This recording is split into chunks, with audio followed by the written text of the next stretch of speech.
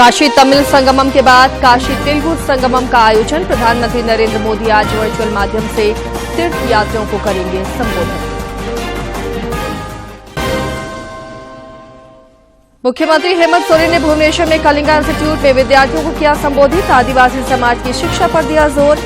संस्थान को राज्य में काम करने का दिया प्रस्ताव।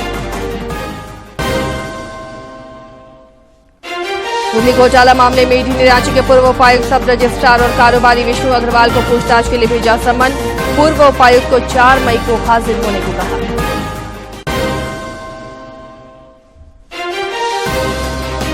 और नक्सलियों के खिलाफ चलाए जा रहे अभियान में सुरक्षा बलों को बड़ी सफलता। लातेहार में सर्च ऑपरेशन के दौरान भारी मात्रा में विस्फोटक और हथियार बरामद।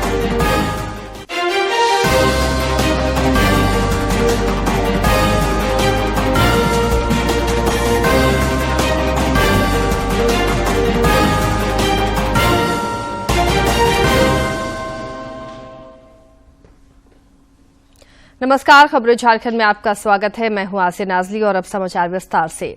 वाराणसी में काशी तमिल संगमम के बाद काशी तेलुगु संगमम का आयोजन किया जा रहा है। प्रधानमंत्री नरेंद्र मोदी आज वाराणसी में आयोजित काशी तेलुगु संगमम को वर्चुअल माध्यम से संबोधित करेंगे। नरेंद्र मोदी आज शाम 7 बजे वर्चुअल माध्यम से काशी आए सभी तीर्थयात्रियों का स्वागत करेंगे। मानसरोवर घाट पर शाम 6 बजे से रात्रि 9 बजे तक सांस्कृतिक कार्यक्रम होंगे। ये जानकारी शुक्रवार को राज्यसभा सांसद जीवीएल नरसिम्हा ने कांची कामकोटी मठ में दी। पत्रकारों से बातचीत में सांसद ने बताया कि पीएम के संबोधन का तेलुगु में अनुवाद किया जाएगा। पीएम के संबोधन से पूर्व विद्वान आचार्य चारों वेदों का पाठ, रुद्री स्तोत्र का पाठ करेंगे। मुख्यमंत्री हेमंत सोरेन ने कल भुवनेश्वर के कलिंगा इंस्टीट्यूट में विद्यार्थियों को संबोधित किया। इस दौरान श्री सोरेन ने कहा कि किसी भी समाज का विकास तभी संभव है जब वो पढ़ लिखकर अपने परिवार और समाज तक शिक्षा का विस्तार करे। उन्होंने कहा कि Kalinga institute of industrial technology और इंस्टीट्यूट ऑफ सोशल साइंस के फाउंडर डॉक्टर अच्युत सामंता ने हजारों गरीब और आदिवासी बच्चों को निःशुल्क शिक्षा देने का काम किया है। उनका ये प्रयास सराहनीय है। उन्होंने इन दोनों संस्थानों को झारखंड में आदिवासी बच्चों की शिक्षा पर काम करने का प्रस्ताव दिया।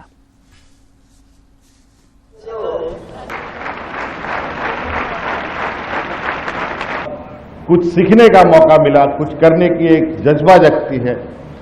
आज जिस ट्रस्ट के माध्यम से किड्स और किस चलता है, मैं आज के इस शुभ अवसर पर कुछ तो लेके नहीं आया, लेकिन कुछ लेके जाने की मैं कोशिश में हूं।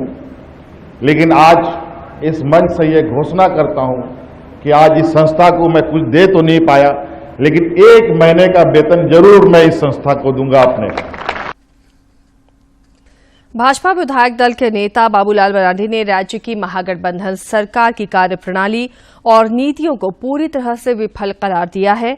श्री मरांडी ने गिरिडीह में पत्रकारों से बातचीत में आरोप लगाया कि हेमंत सोरेन के नेतृत्व वाली सरकार राज्य की जनता, नौजवानों, किसानों और महिलाओं को ठगने का काम कर रही है। उन्होंने कहा कि यह सरकार निकाय चुनावों को लेकर गंभीर नहीं है। प्रशासक को तो बिल्कुल स्पष्ट है। भाई आपको पता था कि कार्यकाल समाप्त हो रहा है, तो चुनाव क्यों नहीं कह रहा था? जब पंचायत के चुनाव हुआ उसी समय आपने एफिडेविट करके दिया था सरकार को, ये ट्रिपल टेस्ट करा देंगे अगर आपको आयोग गठित कर लेना चाहिए, अभी तक सब काम पूरा हो जाता। ग्रामीण विकास विभाग के सचिव चंद्रशेखर ने कहा है कि मनरेगा से जुड़ी योजनाओं को धरातल पर समय और सफलतापूर्वक उतारना प्राथमिकता है। वे कल वीडियो कॉन्फ्रेंसिंग के माध्यम से सभी जिलों के उप विकास आयुक्त और मनरेगा की समीक्षा उनके साथ कर रहे थे। इस दौरान उन्होंने मनरेगा मजदूरों को होने वाली परेशानी को देखते हुए अविलंब सुधार करने का निर्देश दिया। समीक्षा बैठक में अन्य लोगों के अलावा मनरेगा आयुक्त राजेश्वरी बी भी मौजूद थीं। प्रवर्तन निदेशालय ईडी ने जमीन घोटाला मामले में रांची के सदर रजिस्ट्रार वैभव मणि त्रिपाठी और कारोबारी विष्णु अग्रवाल को समन जारी किया है। वैभव मणि त्रिपाठी को 1 मई और विष्णु अग्रवाल को 8 मई को ईडी के रांची स्थित क्षेत्रीय कार्यालय पूछताछ के लिए बुलाया गया है। वहीं प्रवर्तन निदेशालय ने रांची के पूर्व उपायुक्त छवि रंजन को अब 1 मई की जगह 4 मई को ईडी ऑफिस में उपस्थित होने को कहा है। इससे पहले ईडी छवि रंजन से 24 अप्रैल को सेना की जमीन सहित अन्य जमीन के मामलों में पूछताछ कर चुकी है। राज्य में इन दिनों कोरोना के मामले लगातार बढ़ते जा रहे हैं। पिछले 24 घंटे के दौरान राज्य में कोरोना के 43 नए मरीजों की पहचान की गई है, जबकि 68 मरीज स्वस्थ भी हुए हैं। स्वास्थ्य विभाग के अनुसार राज्य में कोविड के 486 मरीज सक्रिय हैं। नए मामलों में पूर्वी सिंहभूम में 15, रांची में 8, गोड्डा में 3, देवघर और हजारीबाग में 1-1, धनबाद, लातेहार और लोहरदगा में 2-2, गुमला में 4 और गिरिडीह में 5 मरीज मिले हैं। कोरोना संक्रमण कैसे होता है और इससे कैसे बचा जा सकता है, देखते हैं इस रिपोर्ट में। कोविड एक श्वसन संबंधी संक्रमण है जो कोरोना वायरस के कारण फैलता है। संक्रमित व्यक्ति के खांसने या छींकने पर उसके नाक व मुंह से निकली बूंदों में ये वायरस मौजूद होता है और उसके आसपास उपस्थित लोगों को प्रभावित कर देता है। इसलिए आवश्यक है कि खांसते या छींकते समय मुंह को ढक कर रखें, रुमाल या टिश्यू का प्रयोग करें और प्रयोग किए गए टिश्यू को सावधानी पूर्वक बंद कूड़ेदान में फेंक दें। संक्रमित व्यक्ति के संपर्क में आने से इस रोग से प्रभावित होने का खतरा रहता है। कोरोना से संक्रमित व्यक्ति, उसकी देखभाल करने वाले लोग और स्वास्थ्य कर्मियों को मास्क पहनना अनिवार्य है, जिससे अन्य व्यक्तियों को संभावित संक्रमण से बचाया जा सके। इस संक्रमण को फैलने से रोकने के लिए संक्रमित व्यक्ति से दूर रहना आवश्यक है। जरूरी है कि जिस व्यक्ति के संक्रमित होने का शक हो उसे आइसोलेशन में यानी अलग रखा जाए। साथ ही बीमारी का सही प्रबंधन होना चाहिए। सावधानी के तौर पर साबुन और पानी से सभी को बार बार हाथ धोते रहना चाहिए। एक दूसरे से सुरक्षित दूरी बनाकर रखें, मास्क का प्रयोग करें, सावधानी रखें और कोरोना वायरस से बचाव करें।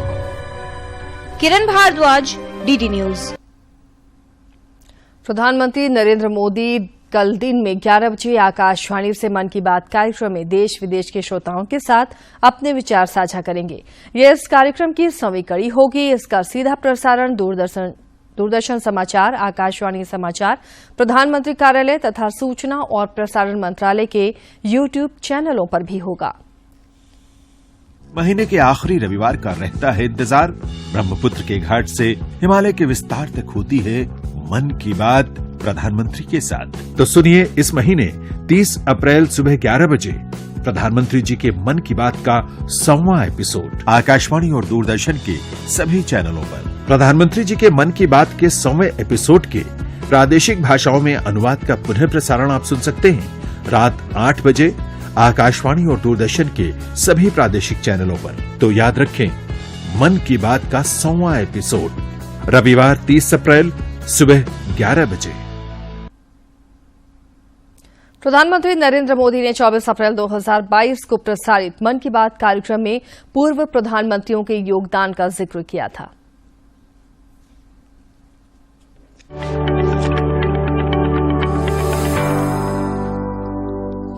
साथियों, देश के प्रधानमंत्रियों के योगदान को याद करने के लिए आजादी के अमृत महोत्सव से अच्छा समय और क्या हो सकता है।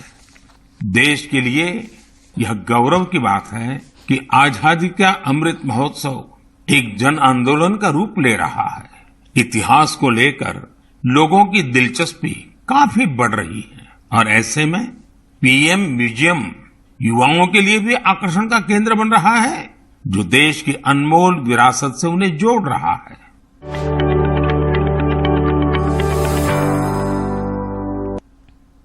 प्रधानमंत्री नरेंद्र मोदी ने आकाशवाणी के माध्यम से 2014 में जनसंवाद के लिए मन की बात कार्यक्रम की शुरुआत की थी।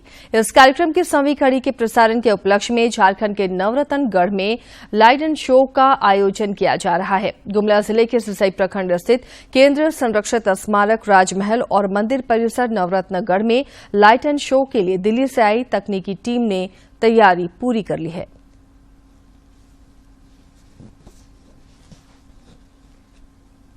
प्रधानमंत्री नरेंद्र मोदी के मन की बात कार्यक्रम को लेकर लोगों ने अपनी प्रतिक्रिया व्यक्त की है। हमारे आदरणीय प्रधानमंत्री श्री नरेंद्र मोदी जी की मन की बात की 100वीं एपिसोड पूरे होने वाली है। हमारा देश आगे बढ़ रहा है।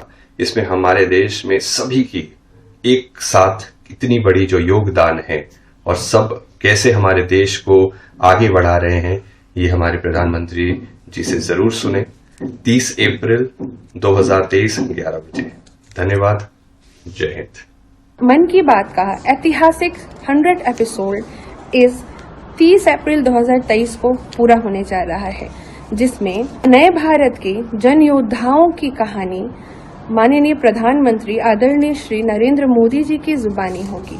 तो आप सभी मन की बात का 100 एपिसोड जरूर सुने। आइए हम सब मिलकर इस ऐतिहासिक कार्यक्रम का हिस्सा बने और प्रेरणादायक कहानियों का अनुसरण कर देश को आगे बढ़ाने में साथ दें। जय हिंद। माननीय प्रधानमंत्री जी के प्रति आभार व्यक्त करना चाहता हूँ। उस गांव के आदिवासियों के साथ में, अपने सभी बच्चों के साथ में, अपने स्कूल के सभी छात्र छात्राओं के साथ में निश्चित तौर पर इससे मेरा मनोबल बढ़ा है और निश्चित तौर पर और भी बेहतर कार्य करने की प्रेरणा मिली है। और अब कुछ खबरें देखते हैं राज्य के विभिन्न जिलों से।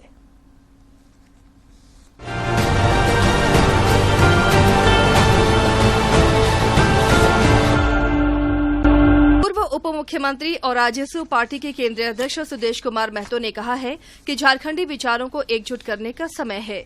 इसके लिए युवा पीढ़ी आगे आए। उन्होंने कहा कि अंग्रेजी शासन के जुल्म, शोषण और दमन के खिलाफ तथा अपनी धरती और अस्मिता की खातिर विद्रोह का चिराग जलाने वाले 1857 की क्रांति के महानायक अमर शहीद नीलांबर पीताम्बर ने स्वाधीनता संग्राम में जो बलिदान दिया, वो युगों युगों तक हमें प्रेरित करता रहेगा। रामगढ़ के उपायुक्त माधवी मिश्रा ने कहा है कि शहर में लगातार हो रही सड़क दुर्घटनाओं को लेकर जिला प्रशासन ने एक बार फिर कड़े कदम उठाने का निर्णय लिया है। उन्होंने बताया कि शहर में तेज गति से चलने वाली गाड़ियों पर लगाम लगाने के लिए ट्रैफिक पुलिस के साथ साथ अब चेक नाकों पर भी पुलिस की मुस्तैदी रहेगी। लातेहार जिले के लोगों को लाइफलाइन एक्सप्रेस ट्रेन के माध्यम से 15 मई से 4 जून तक निःशुल्क स्वास्थ्य सुविधा उपलब्ध कराई जाएगी। इस लाइफलाइन एक्सप्रेस ट्रेन के माध्यम से नेत्र, कान, दांत के रोगियों, कटे फटे होंठ वाले मरीजों का उपचार किया जाएगा। ये जानकारी उपायुक्त भोर सिंह यादव ने दी है। हजारीबाग के उप विकास आयुक्त प्रेरणा दीक्षित की अध्यक्षता में नवनियुक्त चिकित्सकों की बैठक हुई। बैठक में डीएमएफटी मद से नवनियुक्त विशेषज्ञ चिकित्सकों, चिकित्सा पदाधिकारियों, दंत चिकित्सकों और स्वास्थ्य प्रबंधक मौजूद थे। खूंटी जिले के मुरहू और तोरपा थाना के सीमावर्ती क्षेत्र इतिलपीड़ी गांव के पास ट्रैक्टर पलट गया। इस दुर्घटना में ट्रैक्टर पर सवार 2 लोगों की घटनास्थल पर ही मौत हो गई। रांची के कांके रोड स्थित कैम्ब्रियन पब्लिक स्कूल में केंद्रीय मनोचिकित्सा संस्थान की ओर से स्मार्टफोन और सोशल मीडिया पर जागरूकता कार्यक्रम आयोजित किया गया। कार्यक्रम का नेतृत्व सीआईपी के निदेशक डॉक्टर वासुदेव दास, प्रभारी डॉक्टर संजय कुमार मुंडा और इंचार्ज डॉक्टर सौरभ खानरा ने किया। रामगढ़ जिले के मांडू थाना क्षेत्र से पुलिस ने कोयला लदे 2 ट्रकों को जब्त किया है। ट्रकों पर रूट बदलकर गंतव्य न जाकर दूसरी जगह ले जाने का आरोप है। पुलिस मामले में मामला दर्ज कर गिरफ्तार चालक और खलासी को जेल भेज चुकी है। दुमका के प्रथम श्रेणी न्यायिक दंडाधिकारी की अदालत ने जिले के सरियाहाट के एक सेवानिवृत्त शिक्षक सुखदेव मंडल को फर्जी प्रमाण पत्र के सहारे नौकरी करने और सेवानिवृत्ति के बाद सरकारी प्रावधान का लाभ उठाने के मामले में दोषी करार दिया है। न्यायालय ने उन्हें 3 साल कारावास और 50 लाख रुपए जुर्माना की सजा सुनाई है। खूंटी जिले के मुरहू स्थित कीताहातू गांव में तेजस्विनी परियोजना की ओर से पर्यावरण संरक्षण सह स्वास्थ्य जांच शिविर का आयोजन किया गया। स्वास्थ्य जांच शिविर में 200 से अधिक महिला पुरुषों के स्वास्थ्य की जांच की गई और निःशुल्क दवा दिया गया। रांची विश्वविद्यालय के सिंडिकेट की बैठक में 10 मुद्दों पर चर्चा हुई। इसमें 7 पर मुहर लगाई गई। बैठक में खोरठा विभाग में 6 सहायक प्राध्यापकों की नियुक्ति का फैसला लिया गया। ये बहाली जेपीएससी की अनुशंसा पर की जाएगी।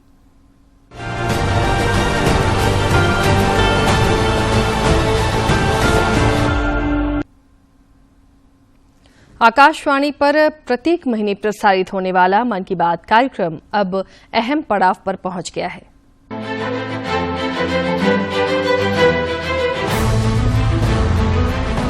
हर महीने का अंतिम रविवार सुबह के 11 बजे एक आवाज जो बन गई देश की आवाज। मेरे प्यारे देशवासियों, नमस्कार।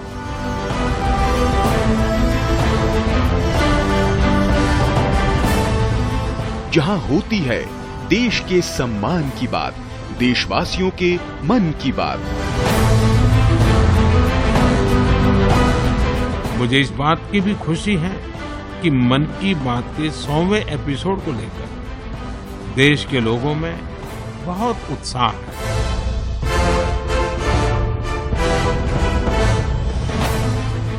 तीन अक्टूबर 2014 को जब प्रधानमंत्री नरेंद्र मोदी ने रेडियो पर पहली बार मन की बात की थी, तब शायद ही किसी को अंदाजा था कि ये जनता से सीधे संवाद का इतना पावरफुल माध्यम बन जाएगा।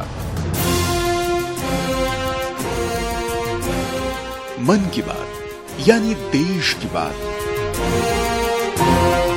खादी की बिक्री का कीर्तिमान हो या फिर मेक इन इंडिया खिलौनों का रिकॉर्ड एक्सपोर्ट, मन की बात ने देश के सपनों को नई उड़ान दी। एक भारत श्रेष्ठ भारत का ध्वज लहराना हो या देश के अनसंग हीरोज को सम्मान, किसी के लिए ये उम्मीदों की बात है तो कईयों के लिए हौसलों का साथ है। मन की बात को जन जन की बात बनने में ज्यादा समय नहीं लगा। पीएम मोदी की अपील और आह्वान ने नए जन आंदोलनों को जन्म दिया। बात फिर चाहे स्वच्छता की हो या स्वेच्छा से एलपीजी सब्सिडी छोड़ने की, कैशलेस इकोनॉमी बनाने का आह्वान हो या फिर बेटियों की रक्षा और हक की बात। मन की बात ने सबके प्रयासों से आत्मनिर्भर भारत अभियान को आगे बढ़ाया। तो ये देश की विजय यात्रा के साथ सेलिब्रेशन और साथ ही मिलकर 100 वर्षों की सबसे बड़ी चुनौती का सामना करने का जरिया भी बना। मेरे देशवासियों, जब तक हम चलने का संकल्प नहीं करते, हम खुद खड़े नहीं होते, तब रास्ते दिखाने वाले भी नहीं मिलेंगे, हमें उंगली पकड़कर चलाने वाले नहीं मिलेंगे। चलने की शुरुआत हमें करनी पड़ेगी। ये सारा मेरा बातचीत करने का इरादा एक ही है, आओ हम सब मिलकर के अपनी भारत माता की सेवा करें, हम देश को नई ऊंचाइयों पर ले जाएं। मन की बात 22 भारतीय भाषाओं, 29 बोलियों और अंग्रेजी के अलावा 11 विदेशी भाषाओं में भी प्रसारित होता है। एक राष्ट्रीय सर्वे के मुताबिक देश के करीब 96% लोग मन की बात कार्यक्रम के बारे में जानते हैं। 100 करोड़ से ज्यादा देशवासियों ने मन की बात कम से कम एक बार सुना है। 65% देशवासी हिंदी में तो 35% लोग क्षेत्रीय भाषाओं या अंग्रेजी में यह कार्यक्रम सुनते हैं। सर्वे के मुताबिक 63% लोग ये मानते हैं कि मन की बात के चलते देश को लेकर उनका दृष्टिकोण सकारात्मक हुआ है। 55% लोगों ने ये माना कि कार्यक्रम के चलते वो पहले से ज्यादा जिम्मेदार और बेहतर नागरिक बने हैं। कम्युनिकेशन की दुनिया में इस कार्यक्रम ने नए मानदंड गढ़े, तो इसके माध्यम से देशवासियों के सुझाव सीधे पीएम मोदी तक पहुंचे। 100वें एपिसोड तक के अनवरत सफर में मन की बात न सिर्फ विकसित होते देश की विकास यात्रा को गति दे रहा है, बल्कि भारतवासियों के संकल्प की सिद्धि का माध्यम भी बन रहा है। आइए मन की बात के 100वें एपिसोड के मौके पर मिलते हैं रविवार 30 अप्रैल सुबह 11 बजे। अधिक से अधिक संख्या में इस ऐतिहासिक पल के साक्षी बनते हैं और बनाते हैं एक अभूतपूर्व कीर्तिमान। और हाँ, इस अवसर को और भी यादगार बनाते हुए आप अपनी फोटो नमो ऐप पर अवश्य डालें।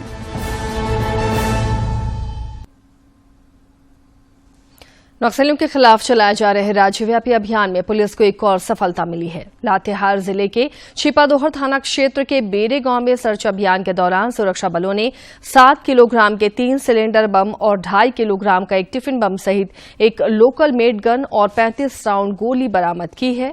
फिलहाल इलाके में सर्च अभियान जारी है।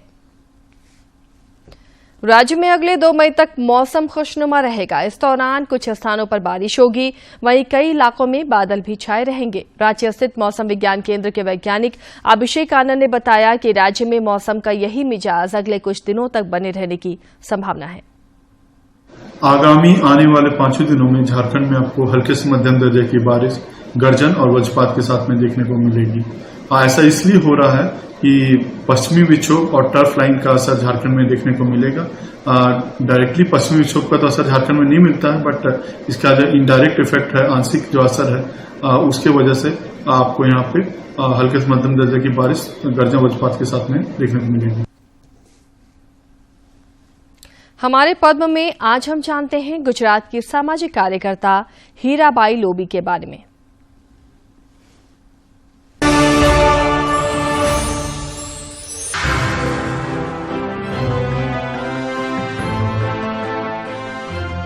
गिर के जंगलों में शेरों के साथ सिद्दी आदिवासी समुदाय की एक ऐसी महिला रहती है जो आदिवासी समुदाय के उत्थान और विकास के लिए अथक प्रयास कर रही है।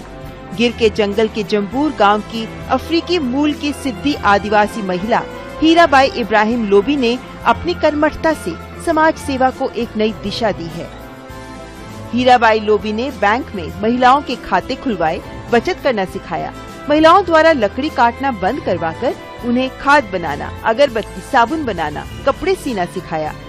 बैंक से लोन दिलाकर गाय भैंस जैसे पालतू पशुओं के लिए महिलाओं की मदद की ताकि वे पशुपालन से जुड़ सके। यही नहीं, सिद्दी समुदाय के बच्चों को बुनियादी शिक्षा प्रदान करने की महान भावना के साथ कई बाल विद्यालय, आंगनवाड़ियाँ शुरू की।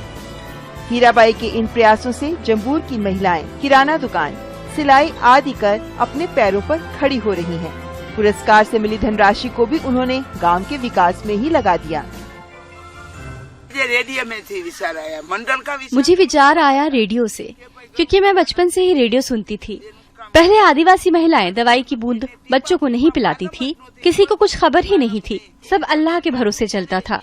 गांव में काटी हुई लकड़ी बिकती थी तो गुजारा चलता था, नहीं तो भूखे सो जाते थे। हालत बहुत बुरी थी।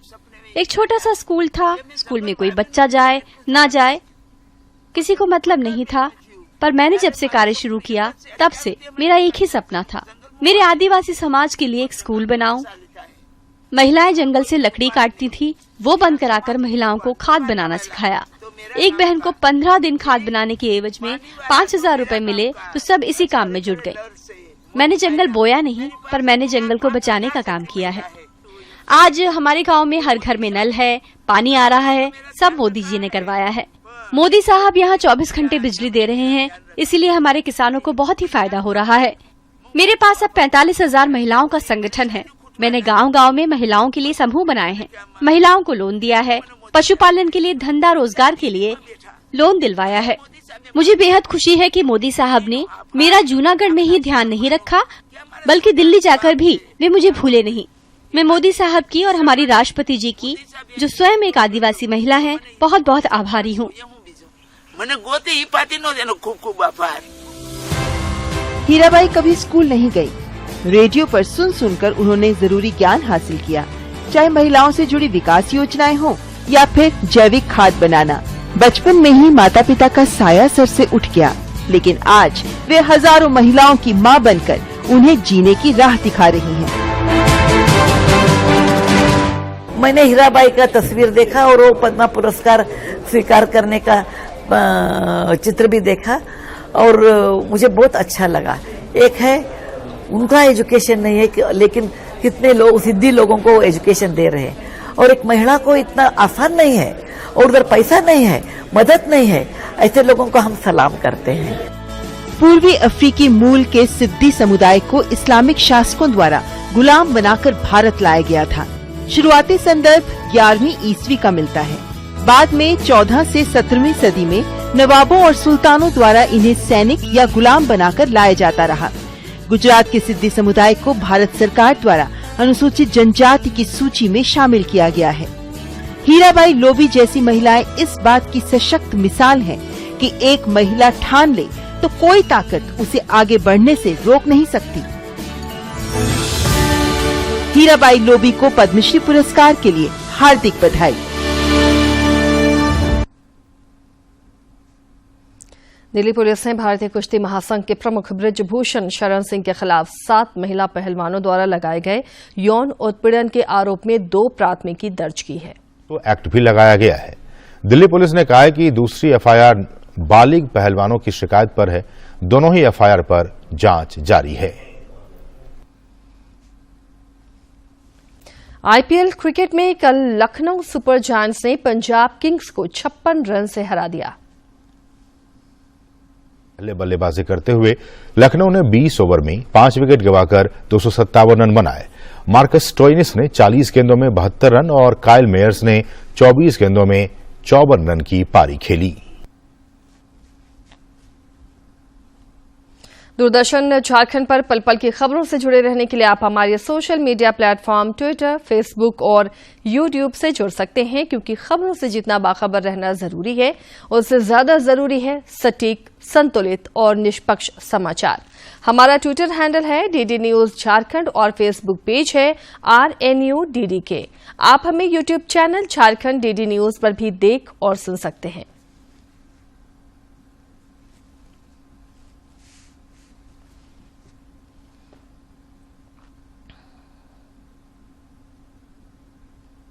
आईपीएल क्रिकेट में आज 2 मैच खेले जाएंगे। पहला मैच कोलकाता और गुजरात के बीच खेला जाएगा, जबकि दूसरा मुकाबला दिल्ली और हैदराबाद के बीच होगा। प्रीमियर लीग में आज 2 मुकाबले खेले जाएंगे। दिन के पहले मैच में कोलकाता नाइट राइडर्स अपने घरेलू मैदान ईडन गार्डन्स पर गुजरात टाइटंस से भिड़ेगी। मौजूदा सीजन में केकेआर ने लगातार 4 मैच गंवाने के बाद पिछले मैच में रॉयल चैलेंजर्स बेंगलोर को हराकर वापसी की थी। अंक तालिका में टीम 6 अंक के साथ 7वें स्थान पर स्थित है। आज के मैच में केकेआर के लिए हार्दिक पांड्या की अगुवाई वाली गुजरात टाइटंस की टीम से पार पाना आसान नहीं होगा, जिसके पास मजबूत गेंदबाजी, आक्रमण और कुशल बल्लेबाज हैं। गुजरात की टीम अभी 7 मैचों में 10 अंक लेकर दूसरे स्थान पर है। बैडमिंटन भारत के शीर्ष पुरुष युगल टीम सात्विक साईराज, रंकीरेड्डी और चिराग शेट्टी ने बैडमिंटन एशिया चैंपियनशिप में मेडल पक्का कर लिया है। बैडमिंटन एशिया चैंपियनशिप के सेमीफाइनल में पहुंचकर इतिहास रच दिया है। चैंपियनशिप के क्वार्टर फाइनल में भारतीय जोड़ी ने सीधे गेमों में इंडोनेशिया के अनुभवी जोड़ी मोहम्मद एहसान और हेंड्रा को 21-11, 21-12 से हराया।